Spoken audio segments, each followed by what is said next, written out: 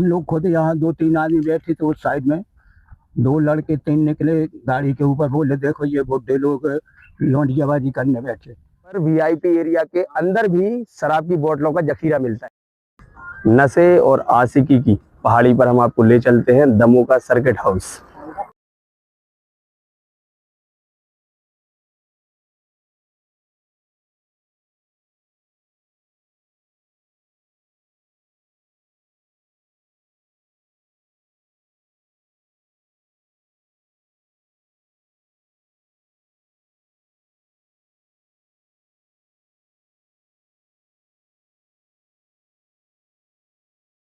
हैं वो मिलते हैं और यहाँ नारियल का तेल भी मिलता है। देखिए यहाँ कोई मेकअप का तो है नहीं कि भाई यहाँ पर कोई मेकअप वगैरह हो रहा है, किसी को तेल लगाना है। ये नारियल के तेल की शीशियां जो है वो डली मिलती हैं यहाँ पर। इससे यहाँ की जो अनैतिक गतिविधियां हैं वो खुद ही प्रूफ करती हैं कि यहाँ पर इस पहाड़ी पर कॉलेज स्टूडेंट्स द्वारा अनैतिक गतिविधियां की जाती हैं यहाँ पर। और आप ये देखिए इस पहाड़ी की जो है ये पिछले हफ्ते सफाई की गई थी। कल जो संडे निकला है उसकी नहीं की गई थी, इससे पहले वाला जो संडे था उसको यहाँ की सफाई की गई थी। और आप ये नशा देखिए यहाँ पर इतनी ज्यादा, ये पूरी सिगरेट है। ये देखिए सिगरेट के पैकेट्स। और तो पहाड़ी पे आप देखोगे तो बहुत सारे मिलेंगे राजश्री, और ये देखिए पूरी सिगरेट के पूरे रैपर्स डले हुए। पूरी पहाड़ी गंदी है। सिर्फ एक सप्ताह यहाँ पर नहीं आए हैं, पिछले सप्ताह वहां सफाई हुआ जो हमने दिखाया। और ये स्थिति देखिए एक सप्ताह में यहाँ पर क्या हालत बन गई। और ये सब पूरी चीजें यहाँ पर एक एक चीज फेंकी गई थी। इनके द्वारा बताया गया था नारियल की शीशियां मिलती हैं, तो हमने बिलीव नहीं किया। हमने सोचा चलो बता रहे होंगे ऐसे, लेकिन आज हमने खुद आकर देखा यहाँ पे तो ये गतिविधियां हैं जो यहाँ पर चल रही हैं सर्किट हाउस पर दमोह में। पे पिछले हफ्ते सफाई कार्यक्रम किया गया था। अब देखिए पूरी दारू की बाटल है। ये देखिए रॉयल स्टैग ये विस्की का है, ये किंगफिशर जो बियर है ये उसका है। इतना बिनवा लो, रखवा लो तो कहा है इकट्ठे करके इतना अपन फेंक दे डस्टबिनों में। तो जब एक हफ्ता में जब स्थिति बन गई है, देखो इधर पे इतनी ज्यादा रम विस्की और इधर पूरी बियर की पूरी बोतलें तोड़ तोड़ के फेंक दी गई है। यहाँ तो पूरा ही अड्डा बना हुआ है, यहीं बैठते हैं ये लोग और यहाँ से बैठ के पूरी पी के और यहाँ पर फेंकते हैं। ये पूरा देखिए इतने, अभी हम लोग जोड़ेंगे तो बहुत सारी हो जाएंगी। अभी हम लोग इकट्ठी करते हैं फिर दिखाते हैं इसको कितना हो रहा है।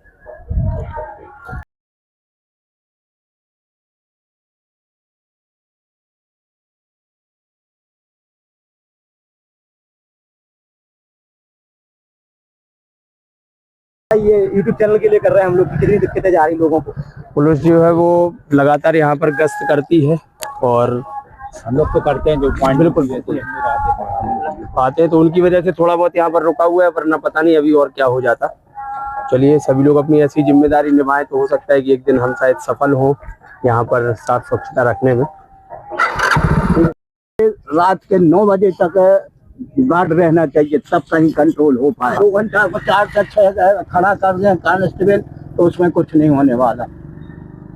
तो जो आपको जो सुझाव है कि जी शाम के टाइम पे जैसे कृत होते हैं दारू वारू खोरी के सब शाम होते हैं, शाम को क्या यहाँ 12:30-1 के बाद यहाँ आके आप माहौल देख जाओगे तो कहोगे रात में साढ़े नहीं दिन में 12:30-1 के बाद आओ। स्कूल और कॉलेज की लड़का लड़कियां बैग टांगे अपने पीछे बैठे, यह आराम हो रहा है क्या? हमें सर में लगती है मुंह से कहने। सही बात। आपकी उम्र तो 82 हो गई और आपको अगर कोई ऐसे कुछ अपमानजनक शब्द बोल दे तो वो और दिल को छू जाएंगे। अगर आप अच्छाई तो अक्सर हमारी तो कई बार हम लोग खुद यहाँ 2-3 आदमी बैठे थे उस साइड में, 2 लड़के 3 निकले गाड़ी के ऊपर, बोले देखो ये बुड्ढे लोग लौंडियाबाजी करने बैठे। अब बताओ, अब उसमें आप लोगों को बोले हाँ, तो हम लोग एक आदमी दौड़ा पकड़ा उसको, फिर उसको 2-3-4 झापड़ा मारे और क्या है। बताइए ये पीढ़ी जो है युवा पीढ़ी ये इतनी हद से ज्यादा, जिसको हम लोग जेन जेड जनरेशन बोलते हैं और हम बोलते हैं कि ये युवा है, बदलाव करेंगे इस देश में। आप देखिए ये बदलाव क्या कर रहे हैं, यहाँ पर सर्किट हाउस में बैठकर दारू पी रहे हैं और यहाँ पर बैठ के आशिकी कर रहे हैं। और हमारे जो बुजुर्ग लोग हैं, हमारे समाज के वरिष्ठ लोग हैं, उन लोगों को अपमानित अलग से करते हैं। ये जो दादाजी हैं ये अपनी दास्तान सुना रहे हैं कि यहाँ पर कैसे अगर हम लोग रोकते हैं तो हमसे बदतमीजी कर जाते हैं। वो लोग बाइकों से हैं और अगर निकलना चाहेंगे तो इनसे बदतमीजी कर भी दी तो ये बेचारे बुजुर्ग हैं, लाठी टेक के चलते हैं, इनको कैसे पकड़ पाएंगे दौड़ के, बदनाम करके और बेइज्जत करके और यहाँ से चले जाते हैं। आपने सुना दादाजी ने क्या बोला। इस तरीके की ये पीढ़ी है युवा पीढ़ी हिंदुस्तान की, जिसको हम सोच रहे हैं। इंडिया की पीढ़ी बिल्कुल बिगड़ चुकी है, इसमें दो मत की बात नहीं है जी, ये तो बिल्कुल सही बात है। जब से ये मोबाइल चल गए हैं, मदरचोद मोबाइल बने तो सुरक्षा के लिए, व्यापार की दृष्टि से कि आप लोग दूर हो, हम हो, हाँ, माँ बाप कहीं सुविधा के लाने बना था हर चीज, सुविधा के लिए, उसका दुरुपयोग इतना हो रहा है जिसकी कोई सीमा नहीं। और सबसे ज्यादा नशा करके मर भी ये युवा रहे। एक्सीडेंटों में 40 से नीचे वाले मिले हैं, बुजुर्ग न मिले। ऐसा उन्होंने खून जैसे उन्होंने दारू पी और बस तेज गाड़ियां चलाई, एक्सीलेटर दबाया चले, और बस मर भी सबसे ज्यादा यही रहे हैं। जितने भी एक्सीडेंट में आप देख लो 40 से कम वाले पूरे मिले हैं पीढ़ी मरने वाली। तो दादा लोग हैं, इनकी उम्र 82 साल हो चुकी है और बहुत अनुभवी है।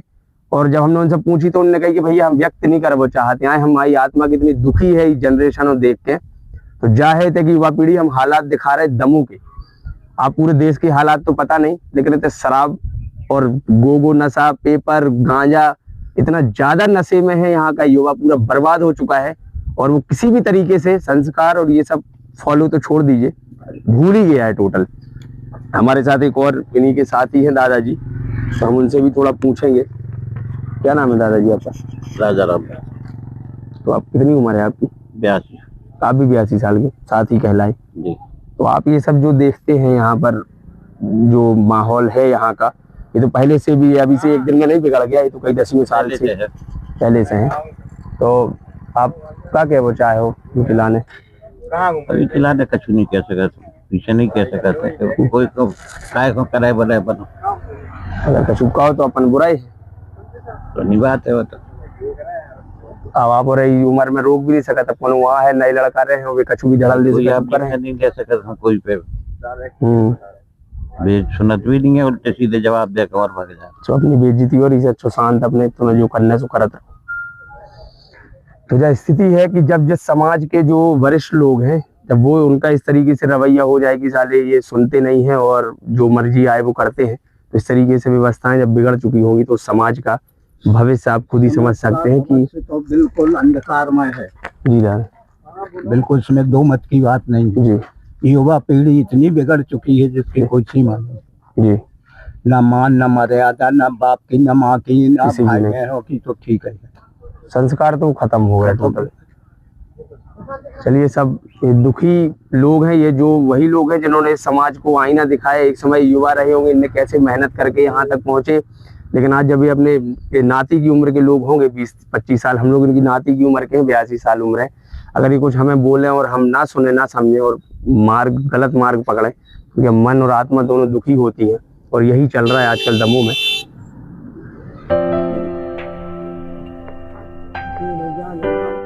यही पहाड़ी का सबसे नीचे वाला छोर है, यहाँ पर अभी कल ही सफाई हुई है पूरी। लेकिन यहाँ पर चलिए, एक गनीमत ये रही कि यहाँ पर जो शराब की बोतलें हैं वो नहीं मिली।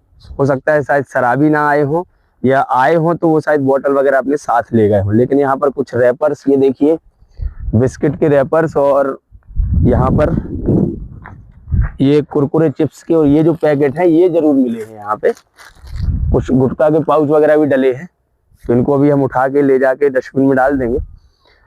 थोड़ा आपके जो स्थान है उनको थोड़ा साफ शुद्ध रखिए, ये आप ही के लिए, घूमने के लिए। यहाँ पर पर्यावरण शुद्ध है, आप देख सकते हैं कितना अच्छा व्यू है।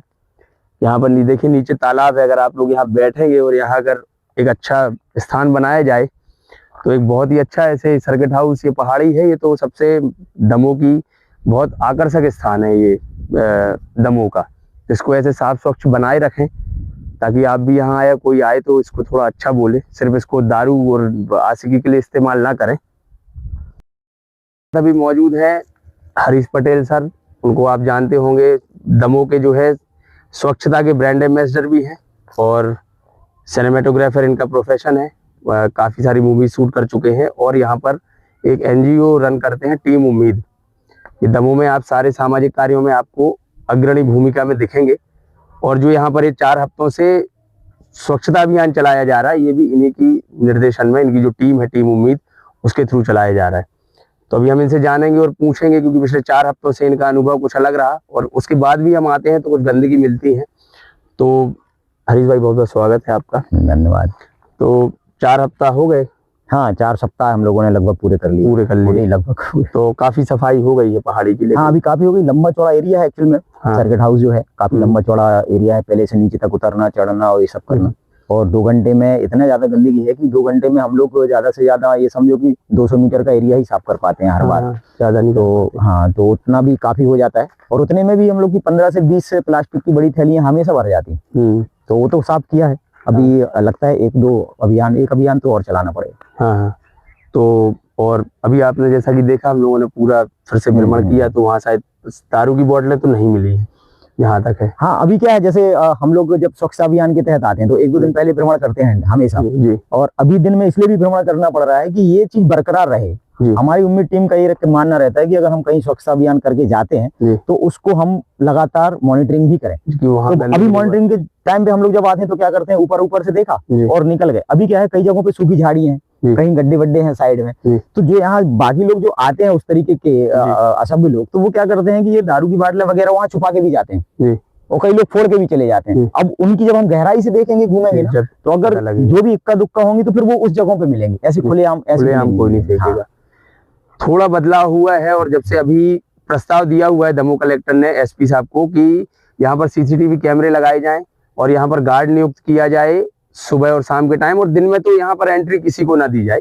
ऐसा प्रस्ताव कल दमोह कलेक्टर ने भेजा है एसपी महोदय को, और यहाँ पर सिक्योरिटी अलर्ट करने के लिए बोला है कि शाम के टाइम जो नशा सबसे ज्यादा होता है रात के टाइम, छिपके दारू वगैरह और ये सब, तो इस पर थोड़ा रोक लगाई जाए और इस पर सख्त पाबंदी लगाई जाए, और दिन में तो किसी को यहाँ आने की अनुमति ना दी जाए। तो अब देखते हैं वो कब तक प्रभावशाली होता है और कब तक वो आदेश का पालन शुरू होगा। अभी उन्होंने आदेश दिया है, तो हम चाहते हैं कि ऐसी जो हमारी अच्छी जगह हैं, मनोरम स्थल हैं, वो मेंटेन रहें और वहाँ पर लोगों की आने जाने के मन बना रहे। हमने अब बुजुर्गों को दिखाया वो कितने दुखी है इस नई पीढ़ी के बर्ताव से, ये तो आपने खुद ही सुना। और सर भी आपकी कितनी उम्र हो गई? मैं अभी ये समझो कि 48 क्रॉस कर गया मैं, 49। हम तो जेनजेड वाले हैं तो हम लोग तो भाई सम्मान करने वाले लोग हैं, बुजुर्गों का है, हमें तो यही सिखाया गया। और बिल्कुल नई पीढ़ी में तो क्या भर गया है हमें पता नहीं। सबसे ज्यादा दुखी जो है ये लोग इस पहाड़ी पर काम करने से, इनको सबसे ज्यादा दुख जो है वो इस युवा पीढ़ी के व्यवहार से है। कोई बदलाव करने की कोशिश करता है कि चलिए आज हमसे गलती हो गई, आप डांटेंगे तो हम नहीं करेंगे, लेकिन अगर कोई डांटता है तो उल्टा लौट के उनको गाली और देते हैं और उनको। और हम भी नहीं चाहते कि दमोह शहर के अंदर इतना अच्छा स्पॉट है, जैसे हम लोग भी कहीं बाहर किसी शहर में जाते हैं तो जनरली सी बात है, मैं किसी दोस्त के यहाँ जाऊंगा, उसके यहाँ ऐसा स्पॉट होगा तो बोलेगा चलो भैया घूम के आते हैं हम। अब घूमने जाएंगे और ऐसा स्पॉट होगा और वो बोले भैया बैरिकेड लगे हैं, अब हमें पहाड़ी पे चढ़ के जाना पड़ेगा 20 मिनट, तो हम क्या बोलेंगे, हाँ यार दूर से अच्छा दिख रहा है चलो वापस चलते हैं। तो हम वो चाहते तो नहीं है कि यहाँ पे लोगों को पाबंदी लगे, लेकिन ये मजबूरी है पाबंदी लगाना, क्योंकि वो एक उसके अलावा ऑप्शन नहीं बचा है। अब समझा के थक चुके, बोल के थक चुके, यहाँ पे हमेशा कचरा मिलता है, तो वो भी हमारे शहर के लिए बेइज्जत करना जैसा है कि बाहर का अगर कोई आता है और वो अगर यहाँ आधा घंटे के लिए बैठे और स्वच्छता अभियान के तहत देखे कि यहाँ गंदगी पड़ी है, तो वो तो हमारे शहर का नाम ही वो। और दमोह तो पहले से भी बदनाम है, आपको पता ही है। 2016 में सबसे में गंदगी देश का सबसे गंदा शहर घोषित हो चुका है, और अब भी कुछ खासे बदलाव नहीं है। ये बदलाव यहाँ आएगा लोगों की मानसिकता से। जब हम इंदौर आज साफ है तो वहाँ के लोगों की मानसिकता की वजह से साफ है। हमने आपको स्मार्ट गांव पड़रिया थोबन दिखाया, जो अभी तक का हमारा जितना साल भर का घूमना फिरना रहा, हम गांव गांव गए, पड़रिया थोबन सबसे साफ गांव, साफ और स्वच्छ गांव दिखा, तो वो भी वहाँ के लोगों की वजह से है। तो जब तक लोगों की मानसिकता नहीं बदलेगी कि हमें अपने शहर को साफ स्वच्छ रखना है, तब तक ये शहर कभी साफ नहीं हो पाएगा। यही दिक्कत यही है कि लोग जो है ना, अभी जो मानसिकता बनाए हुए ना, उनके अंदर 99% लोगों के अंदर ये है कि दमोह का कुछ नहीं हो सकता, क्यों परेशान हो रहे हैं, क्योंकि वो भी शामिल है ना वो करने में, क्योंकि वो इच्छा शक्ति नहीं। हाँ उदाहरण देते हैं, इंदौर का उदाहरण देंगे, हमारे पास का जो तहसील है गड़ाकोटा का उदाहरण देंगे, तो मैं उनको ये कहता हूँ कि भाई वो वहाँ भी लोग ही हैं, वहाँ भी शासन प्रशासन ही है, वहाँ पे भी इंसान है। जब वो अपने शहर को कर सकते तो हम क्यों नहीं कर सकते? और इंदौर तो इतना बड़ा है, जब वो हो सकता है तो हमारा शहर इतना बड़ा नहीं है उसके मुकाबले, बहुत छोटा है। बस इच्छा शक्ति होनी चाहिए। आज उम्मीद टीम ने जो किया, उम्मीद टीम के 10-12 लोग ही हैं, क्यों शहर के और लोग उसमें इन्वॉल्व नहीं हुए, क्यों नहीं जुड़े? क्यों उनने ये नहीं सोचा कि हम ये 15 लोग अगर 2 हफ्ते से जा रहे हैं, हम अगली बार उसको 100-150 का काफिला बनाएंगे, ये शहर हमारा भी है, पहाड़ी हमारी भी है, स्वच्छता होनी चाहिए। लेकिन नहीं जुड़े। कुछ लोग अभी इस हफ्ते में जुड़े हैं, आए हैं, ठीक है, 25 से 30 हुए। मैं ये चाहता हूँ ये काफिला सिर्फ उम्मीद टीम का ना रहे, ये उम्मीद दमोह की उम्मीद है, आप सबकी उम्मीद है। आप लोग इस पे काम कीजिए और चीजें हों और मैं ये कहता हूँ सबसे पहले वो लाइन सब युवा आपके चैनल के माध्यम से मैं सबसे निवेदन करूंगा, लास्ट एक लाइन, कि ये ना सोचे कि हम ये नहीं कर सकते। एक अकेला इंसान चाहे बहुत कुछ कर सकता है। जो पुरानी कहावत है 1 और 1 11 होते हैं, जो हम लोगों ने आज किया है तो ये पूरे जिले में और पूरे देश पे पहाड़ी का जा रहा है और सफाई हो रही है और आगे भी जाएगी। बस आप लोग सब सहयोग करें और सपोर्ट करें उसमें। इस शहर को स्वच्छ बनाने में, साफ बनाने में अपनी भूमिका निभाएं और इस शहर को स्वच्छ रखें, साफ रखें, नशे से दूरी बनाएं, क्योंकि ये नशा लास्ट में नाश की ही जड़ होता है। तो इससे थोड़ा दूरी बनाएं बिल्कुल। और एक अच्छे व्यक्ति होने का और समाज को एक अच्छा संदेश जाए, ऐसे नागरिक बने ताकि ये दमोह का नाम पूरे देश में अच्छे कामों में रोशन हो।